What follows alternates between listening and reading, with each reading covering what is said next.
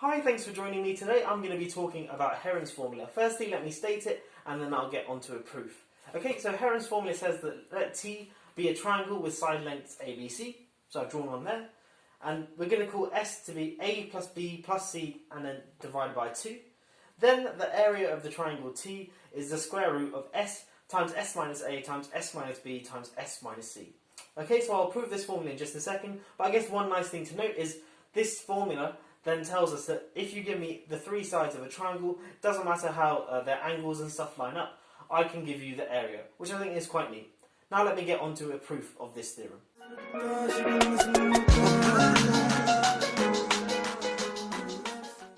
Okay, so to prove it, I'm going to be using my diagram here to aid me, and then we're going to be using things like Pythagoras' theorem on the way to work out the area of this triangle.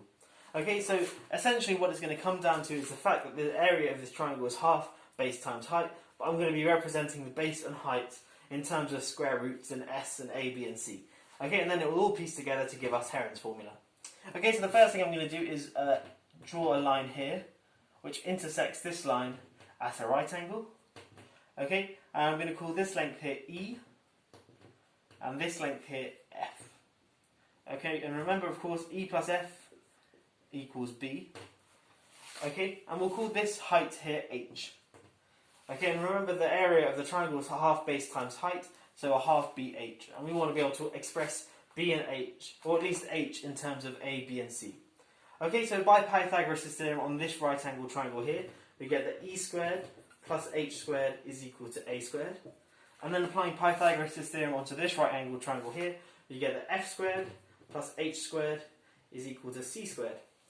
Okay, let's look at the difference of these two equations here. So I get E squared minus F squared, because the H squareds cancel here, is going to equal A squared minus C squared. Great. Now we can use the difference of two squares to factorise this. So this is E plus F times E minus F, and that equals A squared minus C squared. Now notice that E plus F is precisely B, so I can replace that with B and then divide both sides by B. Okay, so I get that E minus F is equal to A squared minus C squared over B. Okay, now what I'm going to do is combine this thing here. So I'm going to add up these two equations so the minus F and the plus F cancel. So on the left hand side I've got 2E, and on the right hand side I've got A squared minus C squared over B, and then plus B. Okay, but of course plus B I can write as plus B squared over B, and then bring everything under a common denominator. So this is A squared plus B squared minus C squared all over B. Okay, so I get that 2E is equal to that, so dividing both sides by 2 gives me that E is equal to A squared plus B squared minus C squared all over 2B. Okay, and now what we're going to do is plug that back into this thing here to give us what H is. Okay, so rearranging this formula here, it gives us that H is equal to the square root of A squared minus E squared. Okay, and of course E is this thing here, so let's plug this into this formula here and see what we get. Okay, so we get that H is equal to the square root of A squared minus E squared, so that's A squared plus B squared minus C squared all over 2B all squared, and then the square root of that thing there. Let's get rid of this. Okay, cool. And now we're just going to play about with this thing here and use some nice algebra tricks. Firstly, when I square this 2b in the denominator, I get a 4b squared. Okay, and let's bring everything under the 4b squared. So this is equal to the square root of 4a squared times b squared minus a squared plus b squared minus c squared all squared, and that's all divided by 4b squared. Okay, but of course 4b squared is nothing but 2b all squared, and I can take that out of the square root. So this is 1 over 2b times the square root of 4a squared b squared, which is the same as 2ab all squared, minus this thing squared. So minus a squared plus b squared minus c squared. Okay, cool. Now what we can do is use difference of two squares again to factor this thing inside the square root. So this thing here is equal to 1 over 2b times the square root of 2ab plus a squared plus b squared minus c squared. Then 2ab minus a squared plus b squared minus c squared. and then all of that under the square root. Okay, let's bring this to the top and carry on. Okay, so we have this thing here, and now again we can use some algebra on each of these brackets here to factorise these even further. So this is equal to, well, we'll keep the 2b out front for now, times the square root of, now this thing here, 2ab plus a squared plus b squared is a plus b all squared. Okay, and then of course I've still got the c squared there.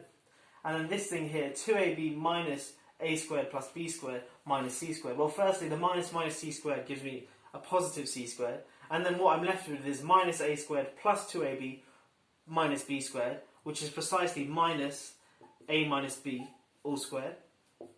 Okay, and again, that's all under the square root. Great, let's carry on and use the difference of two squares on each of these factors here. So that's equal to 1 over 2b times the square root of, well, that's a plus b plus c. Okay, times a plus b minus c. Okay, and then this thing here is going to be c plus a minus b, then c minus a minus b. And again, all of that is under the square root. Okay, let's clean things up. Just make this thing here c minus a minus b is c minus a plus b.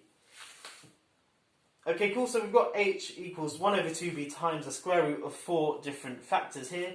Now remember, we want to work out the area of the triangle, but the area of the triangle is a half times the base times the height, so half times b times h. So we get that the area of t is a half times the base times, and then the height is this thing here. So that's going to be 1 over 2b times the square root of this thing we have here. I'm going to write the square root of junk, okay? Because we're going to get onto that in just a second. I don't want to keep writing it out. Okay, but firstly, the b and the b cancel quite nicely, and then the 2 and the 2 we can bring together. So this is a quarter times the square root of junk, okay? And of course, junk is this stuff here.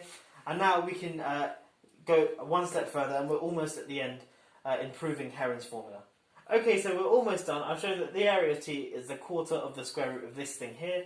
Now remember how I defined s. S was just a plus b plus c over 2.